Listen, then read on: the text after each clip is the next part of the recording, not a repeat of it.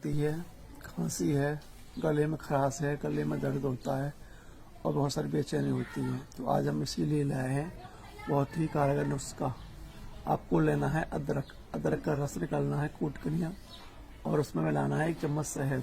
1 चम्मच शहद मिलाकर दोनों को गुनगुना करके सुबह शाम चाटने से कितनी पुरानी खांसी हो, सर्दी हो, गले में खराश हो, हमेशा के लिए सही हो जाती है। इसलिए आप इस्तेमाल करें और बच्चों को भी इस्तेमाल कराएं। बच्चों के लिए कम मात्रा में देना है, बड़ों के लिए 1 चम्मच देना है।